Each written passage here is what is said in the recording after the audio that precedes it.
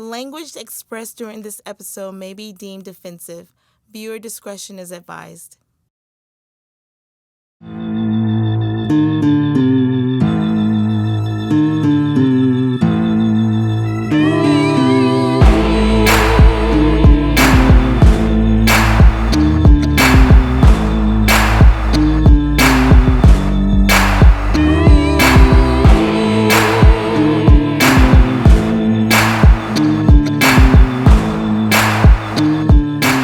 Back again with the Dunn brothers, Doctors Raymond and Marvin Dunn, for another episode of Through Black Eyes Unfiltered.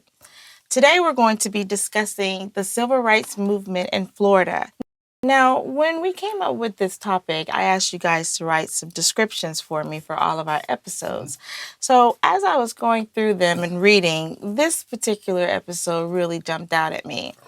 And I'm going to read a little bit for the audience just so they can see, why I was like, I don't know who this person is. So it starts off, you are tired and sleepy and can't wait to lay your weary body down. Finally, you're in bed and your mind drifts off into the abyss. You hear a voice in the distance. You strain out to make it out. The voice is telling the unfiltered story of the 1951 murder of Harry T. Moore. Who is Harry T. Moore, you ask yourself, and why should I listen to this voice? I couldn't really go any further, guys, because I have to admit, I didn't know who Harry T. Moore was. Well, we're going to solve that problem today. Very few people know. Before we're finished, you will know. I will know, and so will our audience. And I remember coming straight to you guys and saying, you know what, I think we need to tailor this episode and talk a little bit about Harry T. Moore this morning. So can we do that? Certainly. All right. So our first topic is going to be the racial climate that was going on during the time in Florida during the 1930s and 40s. Which one of you guys can give us a little feedback about that? Well, I can. Let's go back to the 1920s, even earlier. You have to keep in mind that before Florida became a tourist destination, it was an agricultural state. People came here, white and black, to farm. Okay. And Florida had a very large black population because of the need to have laborers on these farms, of course, owned by white people. And in certain counties like Suwannee County, Jackson County, some of the northern counties in Florida, you had almost as many black people as you had white people. And in places like that, all over the South, where you had an almost equal number of black and white citizens, racial restrictions were very tight. So white folks were very concerned about having so many black people around them that this could present problems for them. So Florida had a very tight racial stratification at that time. Black people lived in what we call quarters. That is, the boss man who owned the land would build some houses, little shacks actually, and those would be the quarters where his, let me be gentle, colored folks would live. And you didn't own the quarters; you just lived in a white man's property. He would charge you some money for living in the quarters, and that would come out of your pay.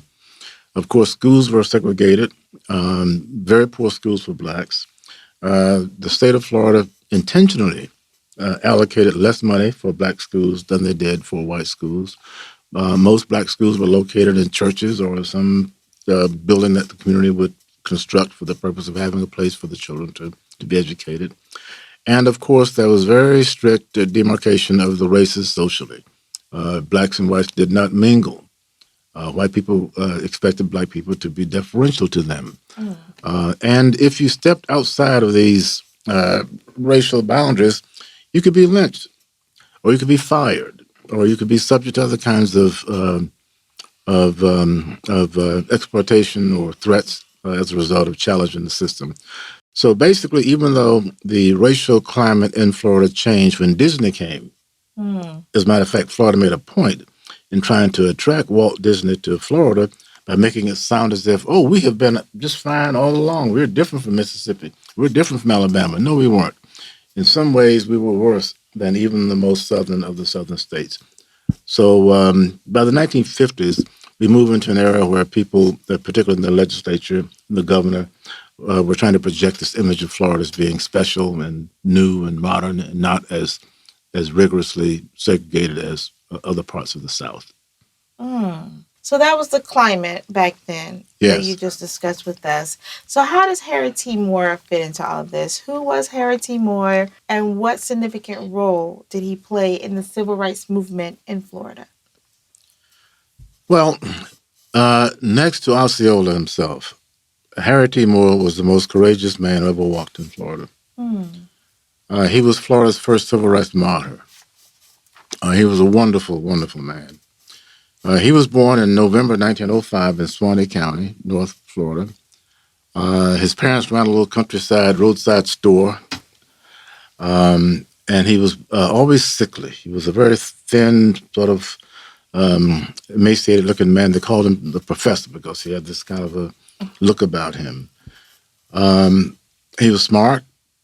When he was maybe entering high school, they sent him to Jacksonville to go to Florida Memorial College. The college had a high school attached to it at the time. Once he finished college, he moved to Brevard County. That's where the Space Coast is, where the rocket ships go off. And he became the principal of the colored school in Cocoa, Florida. His wife, as a matter of fact, also became a school teacher at the same school. And from his earliest years in Brevard County, Harry T. Moore started going around on weekends, on Sundays in particular. They had two daughters, in their little car to rural counties organizing chapters of the NAACP. Not big cities. He didn't come to Miami or Jacksonville. He went to rural counties and set up these chapters of the NAACP. We're talking now about the early 1940s. Moore was doing that because he knew that there was going to be a change in the restriction that blacks could not be Democrats, could not join the Democratic Party. Moore knew that that was going to change because there was a Supreme Court case that was challenging this. And he knew that if he had these blacks registered to vote in these small counties in particular, that there would be a shift in the political power base in Florida, as indeed there was. But white folks were watching him closely. He had also started challenging some of the white sheriffs in Florida over lynchings. He became the nemesis of Lake County Sheriff Willis V. McCall, who was, as they used to call him, high sheriff. He became... Okay, stop right there and explain to the audience, what is a high sheriff?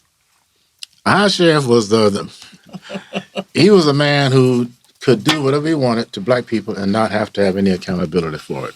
He was the man you didn't want to have your wife call on you. Like Shadburn. Shadburn in Volusia County.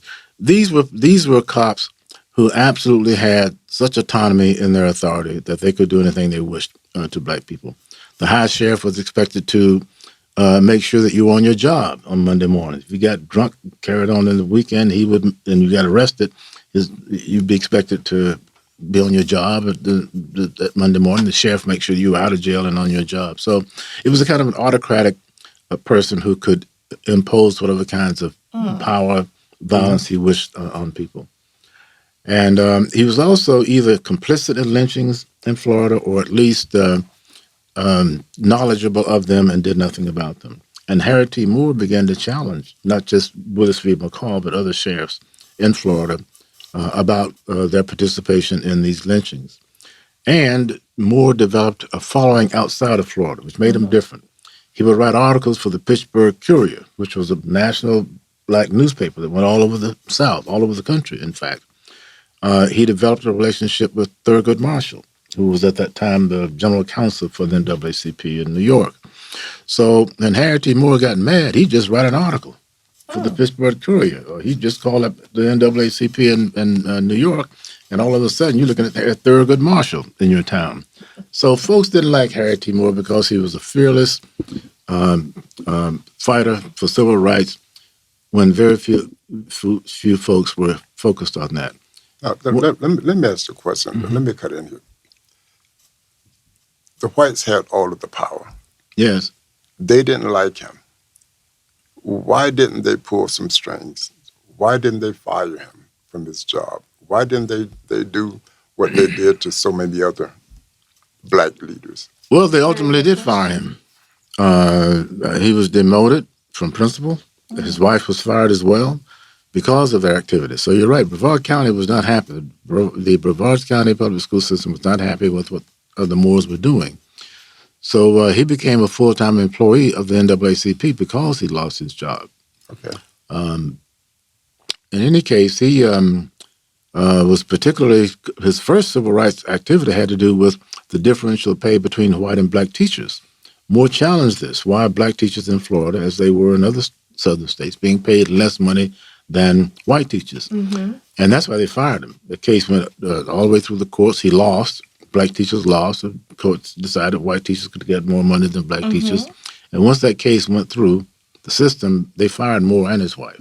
Now, with Harry T. Moore doing all this, did he put people in danger? Did he put himself, his family? Did others join him? And as a result of joining him, were they in danger as well? Moore was operating more or less as a single person on his own. I don't know that I could say that he was putting other people in danger other than his own family. But he told his daughters that they were very likely to be subject to violence. He did not expect to live long. He knew the white people were watching him, the Klan in particular. So he was always aware of the possible brevity of his life, and he lived his life as if he was not going to live a long time, as indeed he didn't. I would certainly think that he was aware that he was putting his wife and children in danger. Didn't he oftentimes take them with him as he traveled into the rural areas rather than leaving them at home by themselves? Yes. His daughter, Evangeline Moore, who I met on several occasions and had the chance to talk with her, said that when one Moore left the house, all the Moores left. He never left them. For safety reasons. Right, for safety reasons alone. So they knew that they were in danger in these rural counties in particular. So he begins to challenge people, the establishment as you guys called it. Give us a little bit of insight into who the establishment is. What do you mean by that? Well, Moore was challenging the political establishment, not just the high sheriffs like Willis McCall. He was challenging the political structure in Florida. That's really why they killed him. There's a lot of debate, we'll get to that later, but the real reason that there was such animus towards Moore was because he was registering black people to vote. And that was going to the heart of the political establishment's power in Florida. And that really is what endangered his life more than anything else. And along with challenging the establishment, he was also challenging, as I understand it, the Klan. Well, Willis had a very interesting relationship with the Klan. The Klan actually killed him, but we think that, and we'll get to what happened with his death and the death of his wife, but the Klan became an instrument of the political establishment to kill Moore. So we know that there was animus between him and the Klan, but basically the Klan was carrying out the will of the political establishment to kill this man.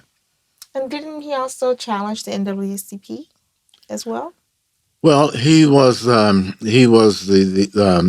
state officer for the NAACP, but because that's an interesting question, because he was registering blacks as Democrats, the NAACP didn't like that because at that time most black folks were Republicans. So he was ahead of his time. Yeah. Oh wow. So because blacks were Republicans because they were not allowed to join the Democratic Party. They were Republicans because Lincoln was a Republican. So the NAACP folks were angry at him for registering these blacks as Democrats. And there was no doubt that Moore was not interested in registering black Republicans. He wanted them to be a part of the Democratic machine that ran Florida. Now, we know that you faced certain dangers if you registered to vote. How did he convince black people at that time to step up and register? He couldn't protect them. No, he couldn't. He ran into opposition in some places. There were some black preachers that ran him out of town because they felt that he was endangering their communities. But there were enough people, enough blacks in these rural counties who had enough courage to come forward and register to vote. Even though as soon as the white people they worked for realized that they were on the voter rolls, they would lose their jobs. Or some other kind of, be moved out of the white man's house. Or some other sort of restriction would be imposed upon them. But still, enough of them did it that it was worth Harry T. Moore's time to go around to these counties to get them to register. Now, we know one man can make a difference, but one man can't change everything. So, how did he or who did he empower to work with him as other leaders in the community so that this movement would spread? Nobody. Nobody. Nobody. Harry T. Moore was on his own. He really was. In the 1940s, no one in Wow. 30s, late 30s and 1940s, no one else was doing this. Now, you have folks who came forward in the 50s, mid to late 50s, preachers primarily, black preachers. But when Moore was active, he was a sole soldier out there fighting for these things. That's what makes him so special in history, that he was doing this stuff alone. I don't want to get off on a tangent, but I can't let you leave the statement that you made when you compared him to Chief Osceola. Now, I know some history on him, but for the purpose of the audience, tell us why you compare him to a chief, the only Indian chief who never surrendered hold to on. the white man. Osceola wasn't a chief. He was a war leader. He was not a chief, but he was the most recognized war leader among the Seminoles. I compare the two because Osceola faced United States soldiers, right, who had to kill him and his people. Moore faced the Klan and high sheriffs all over the county. And both of them, in a sense, were singularly alone in their leadership because a lot of Seminoles didn't agree with Osceola. Yeah. So, as a matter of fact, the tribe split. Did they not? They did. There were a lot of reasons for that. Oh, okay. But that's the reason I make that comparison. Okay. I see a theme pattern happening here. So let's segue into the death of Harry T. Moore and his wife Harriet in 1951. 51. Well, Christmas night, 1951, which was also the anniversary of Harry and Harriet Moore. They had family in town. This is in right near Titusville, actually. And the couple, after a party, his mom had come down from Jacksonville, had aunts and what have you were there. They go to bed that night, and the Klan had placed a bomb under the bedroom of the couple, and that bomb went off. The FBI that investigated this later was convinced that it wasn't just dynamite. They think it might have been nitroglycerin because the blast was so powerful that Harry T. Moore was thrown into the ceiling, and it broke every bone in his body. He wasn't killed instantly. Some relatives put him in a car with his mother in the back seat and Harry with his head in his mother's lap, and took him to the first black hospital that a black person could be taken to, which was in Sanford. So they had to go from the East Coast, all the way through DeLand. Dr. Stark, the black doctor in DeLand, met them at the Colored Hospital in Sanford. But as the car was going over that Highway 1792 bridge that crosses the St. John River and comes down into Sanford, with his mother holding him and his head in her lap, he died and ended martyrdom. Dr. Starks came, and as soon as he saw Harry, he knew he was dead. But out of concern for his mother, he gave him some shots and tried to work on him. But it was very clear that at that point he was dead. And because he was a national figure, this made newspapers all over the country.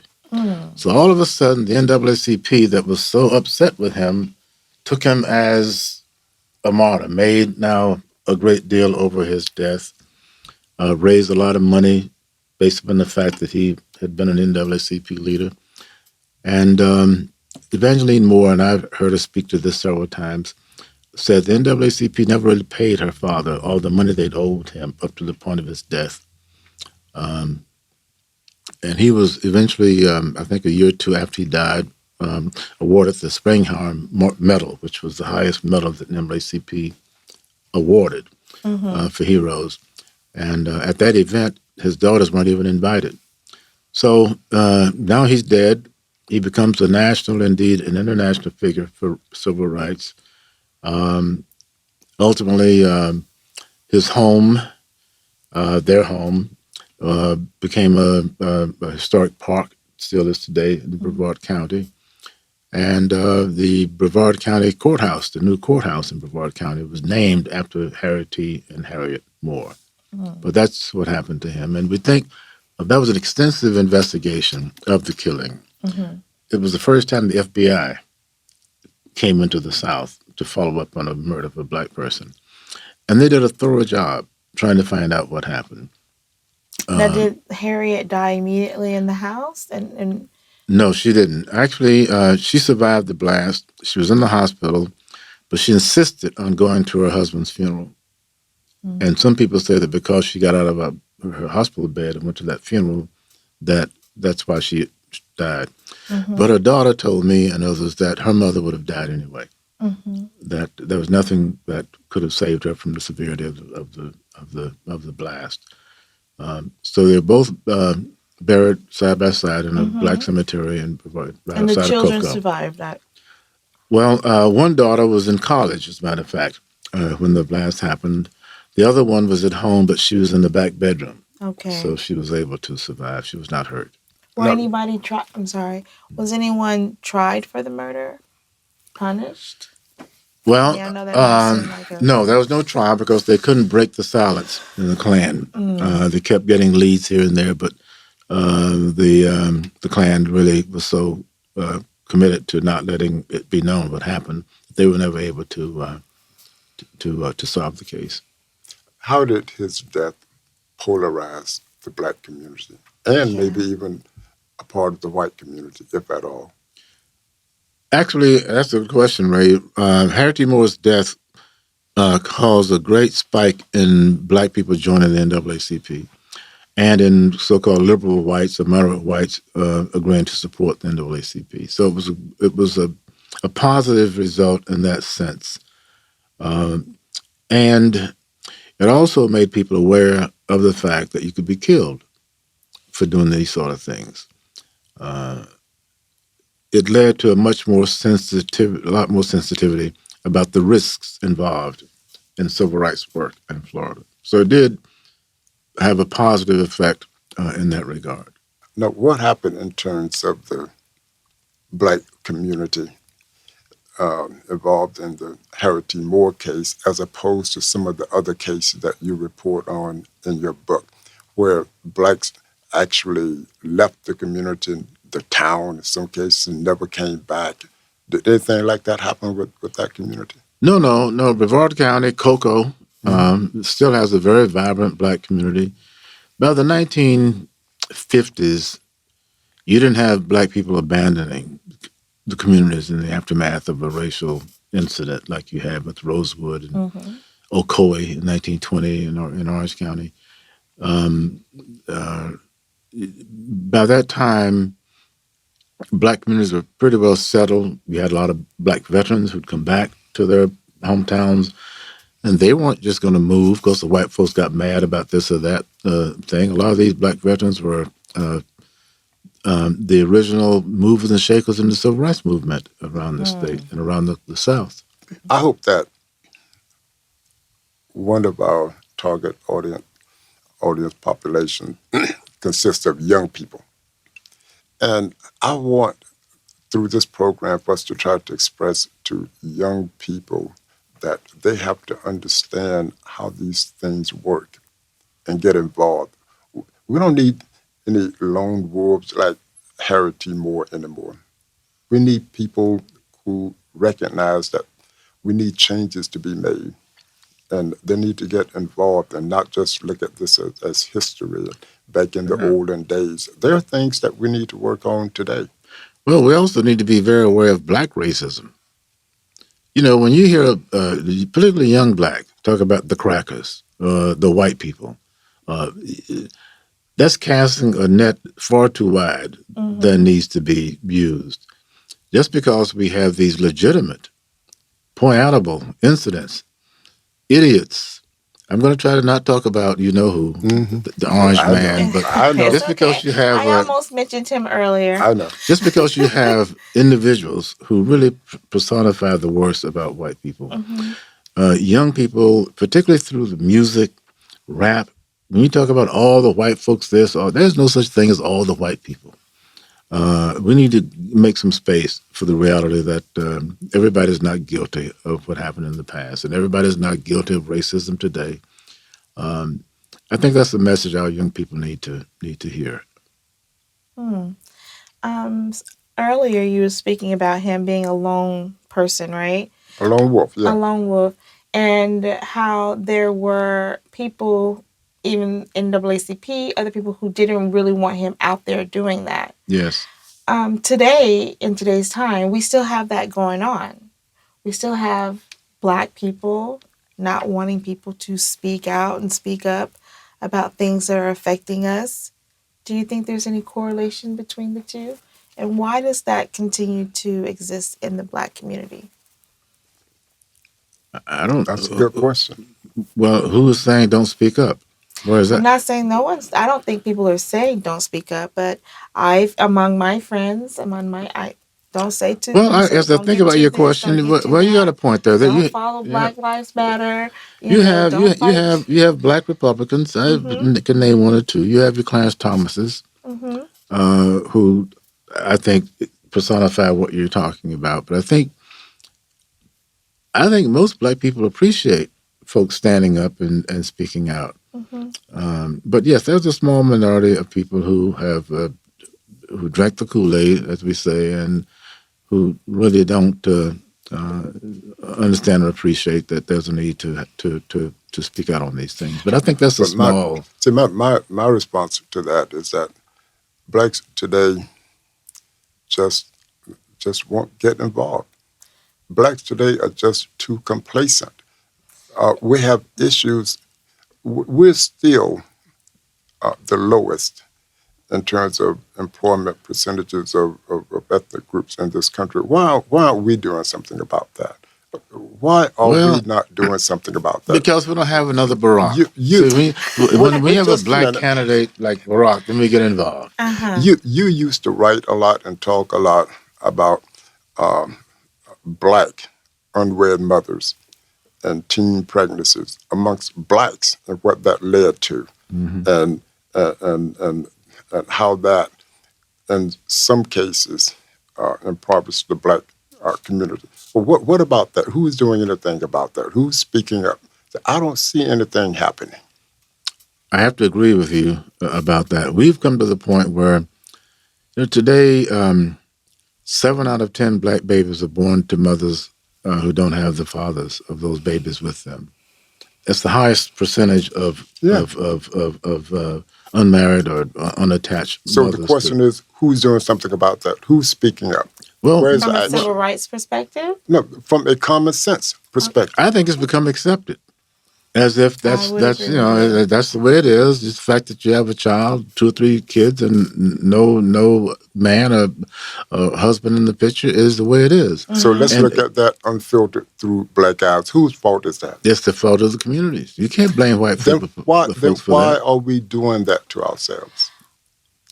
Well, Well, some folk would say um,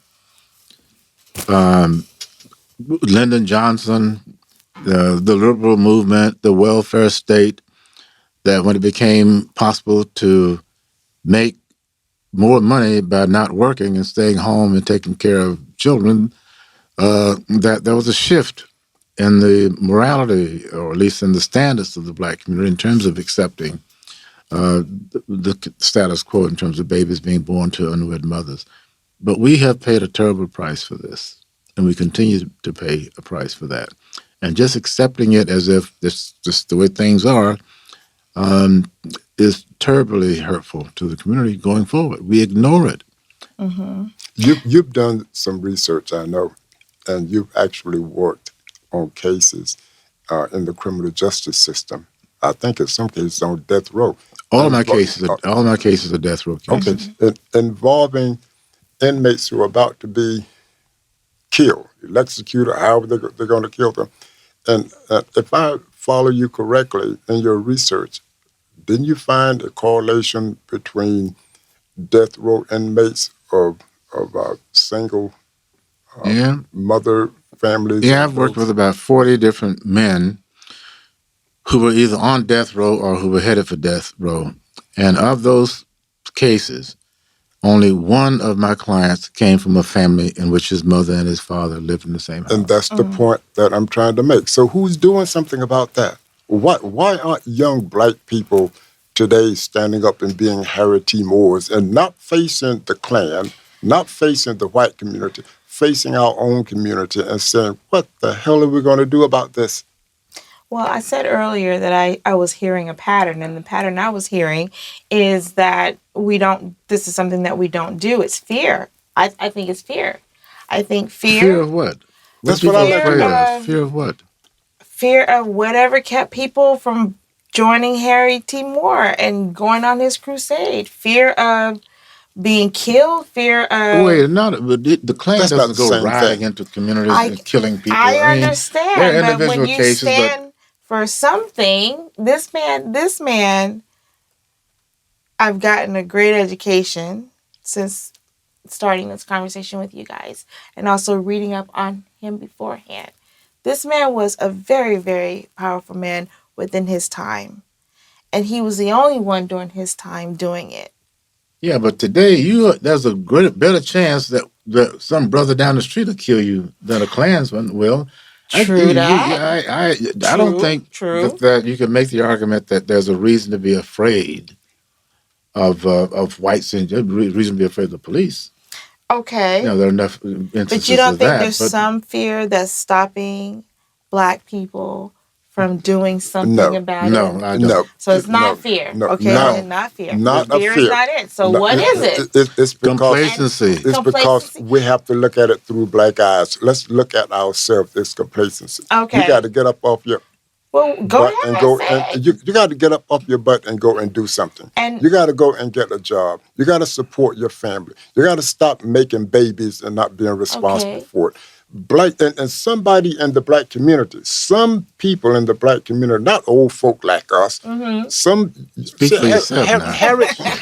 Harry Moore was not an old man. Harry Mm-hmm. Moore, when he was doing it, he was a young man. So where are the young black women and the young black men who are tackling this particular problem that we're talking about right now? Stand up, damn it, and do something. But you know, the main thing that people could do is the same thing Harry T. Moore was doing: get people to register to vote. Hmm. That's where the power is. We can change a whole lot of things about this country in 2018, in 2020. The power is in the vote. Always has been. That's why they killed Harry, because he was getting people to become part of the empowered establishment Mm-hmm. in the South. So if you don't do anything else, at least take your behind to the polls and vote, and take Mm-hmm. somebody with you. Get out and help candidates that you know are going to be progressive candidates fighting for the things that are important to this community. That is how we make a change. We don't need demonstrations as much as we need votes today. Mm-hmm. And that keeps civil rights moving forward for the Well, that will black help. community. If you have good leaders with good ideas and progressive ideas, yes, that will help. Yeah. And there's not going to be another Martin Luther King. People like that come around once a century, or once every 2 or 3 centuries. Mm-hmm. It's going to be a long time before there's another Barack Obama, Michelle Obama. Mm-hmm. So if we wait for that kind of a leader to emerge for us to become active, we'll be waiting a long time. Mm-hmm. Take advantage of the moment and accept and work with the leadership that we do have, even if these are folks who are not nationally prominent. Work with who is in your community that you know is trying to do things that will benefit not just black people, but people who need help in general. So let's bring it back. What happened to the Moore children after their mother and father were murdered? Well, one daughter lived for a few years after that, um, but died, I think, in the 1970s. Mm-hmm. Evangeline Moore actually lived quite a long time. She moved to Washington, D.C., She was the one who was in college when this happened. She was on a train coming home for Christmas, and uh, the whole world knew what had happened to her father. She didn't because she was on this train, and she died just a few years ago. 2 or 3 years ago, she passed away. Uh, but she said that her sister, who died earlier, never got over the fright of going into that bedroom after that bomb went off and seeing her parents. She said she thought that that really contributed to her sister's death. Mm. What do you think about that? Well, that was a tragedy, of course, but I don't think that we need to linger on that. We need to move forward. I'm all about, okay, so now we know what happened with Harry T. Moore.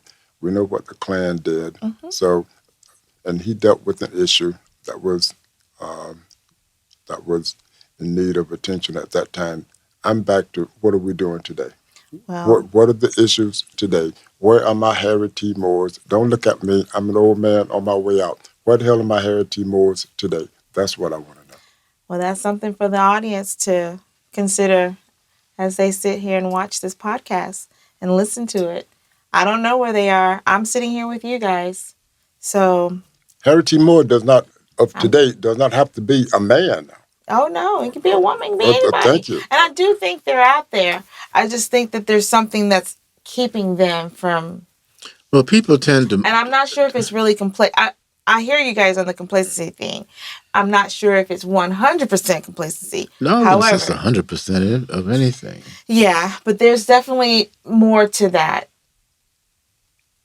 Well, I think people become energized in the aftermath of incidents that attract a lot of attention. The Mm-hmm. Trayvon Martin killing, Mm-hmm. for example, in Florida, and some of the things we've seen happen around the country Mhm. that, at least for a while, will focus national attention, international attention, and particularly Black attention on these events. The problem with that is they're fleeting Mm. events. After the news cycles are over about Martin or whatever the incident might be, people tend to drift away in terms of their commitment to doing something about it. But each incident, I think you get a little bit more of a commitment by some few people Yeah. to stay with the program, to try to Mm-hmm. make changes. No, you don't have to go and get killed to be a Harry T. Moore. But you know, I agree with you about that, Ray. But I'll tell you something. You got to speak to what most folks listening to this can do. And what I'm saying is get people to vote. Get your aunt, get your mama, get your grandmama, get these folks that you know will not vote unless you take them to the Mm-hmm. polls, unless you get them registered. Do something on your block to increase the folks who will vote in 2018 and 2020 if you want to make a change. Mm-hmm. If you get just, I mean, you're right. Most folks are not going to go out and become heroes and risk their lives like Moore did. But you can't get your aunt to the polls, your cousins to the polls that you know won't vote unless somebody, pushes them to do so. Mm-hmm. That's the level of involvement that I'd like to see happen. But first, you've got to have somebody for them to vote for.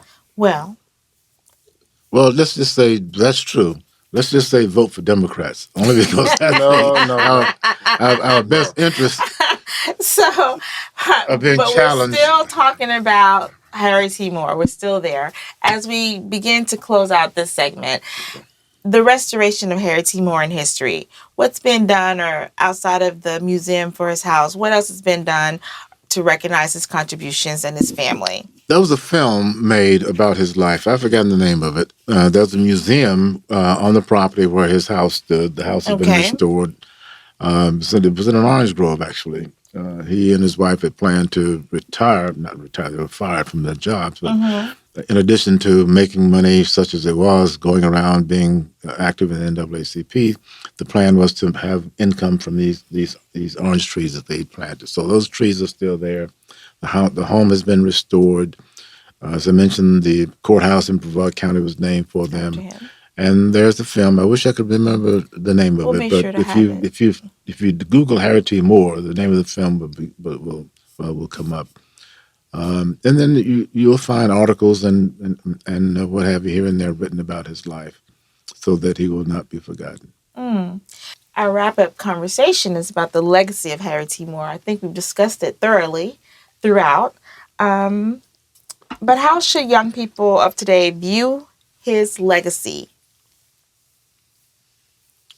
Well, young people today need to first of all know who he was, what he did, how and why he died, and then do something to further what Moore was working towards that killed him and his wife. Do you think Moore knew who he was? Oh, he knew who he was when he was in elementary school. Mm-hmm. Uh, he was one of those leaders um, who never had doubt Mm-hmm. about what was expected of them. So people who rise to that level of participation and leadership uh, have a sense about that very early on in life. Mm-hmm. That's that Martin Luther King thing. I So may not get there with you. mm-hmm. So They maybe know. that could also be something for the young people watching to know who they are and then know who our leaders were and are. See, knowing your history and knowing who they are, people like Harry T. Moore, is one thing. And I support that. Young people need to know their history. But knowing your history and not doing anything about it doesn't mean It a doesn't damn mean thing. anything. You got to find out who are you? What was the struggle? How did you get to where you are today? And what the heck, to me, progress, especially professional, civil progress in the black community today has pretty much come to a standstill. But one of the things that I wanted to ask you, Marvin, as a community psychologist, and I've asked you this a dozen times, how does a community heal after a tragedy like that? And we've got tragedies that we're going to talk about in other episodes. And I always ask you a follow-up question. How does a community come back together and Mm-hmm. heal and move forward? Well, very little healing can happen until the white folks say we're sorry. But what you hear and see more often is denial or minimizing these events. Uh, in many cases, in these communities, the white people who were involved in lynchings and anti-black violence, it was their granddaddies, it was their daddies, it was their uncles, it was their brothers, and people are very reluctant to come forward and implicate their own relatives for having been involved in these things. So you have very few instances in which you have that kind of reconciliation going on. The second thing that has to happen is that blacks who are living in these communities today should not hold against whites who live in those communities today what happened 40, 50, 60 years ago. These I folks agree didn't with do that. it. They weren't. They were not a part of what happened. But yet the black anger sometimes gets so dispersed across all the white folks, all the crackers, and that doesn't enhance healing. So you have to have a kind of a coming together, both of admission of regret and an acceptance of Hmm. that admission before you can have healing. Now, a sound guy put up something on our board for us to see, and he wanted to know why vote. Why vote? Number, Why did you guys stress that so? number one, Because, well, go Go ahead. ahead. As we begin the because record. if you don't have any money, at least you have the vote, and it really comes back around to empowerment, the sort of thing that Mr. Moore was trying to accomplish for Mm-hmm. black people. Um, do what you can, and we know that everybody who's a citizen can vote unless they've managed to take away your voting rights because of some particular gerrymandering or what have you. But Okay. I think it really comes down to that. We would not have the president we have today if just a few thousand more black people had voted.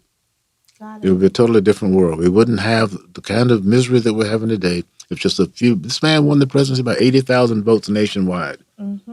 80,000 votes across the country Mm-hmm. could have made a difference. And to me, that's inexcusable. We get Barack elected for 2 terms, and everybody went, not everybody, I'm overstating it. And Mm-hmm. then folks went to sleep. Black people went to sleep, stopped voting. It really comes down to that Do for you me. have anything to add to that? Well, Why vote? it wasn't just black people stopped voting. uh, white people stopped voting too because they thought that that Hillary had it won, and they just didn't go out and vote.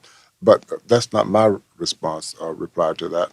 Uh, my reply is there are two things, in my opinion, that make the world go around. That's money and politics. Money and Voting politics, is a people. part of politics. You want to make a change, you're going to either do it through money or through politics. And the basis of politics is voting. Goes right back to what Marvin said. You got to get the right people in office in the right places, and you'll see change. Well, thank you so much, Dr. Raymond and Dr. Marvin Dunn. Thank you Thank so you. much for that. That was exciting. Great hearing information about Harry T. Moore. I hope the listeners appreciate the conversation. And that concludes part one of the civil rights movement in Florida. Stay tuned for part two coming up next.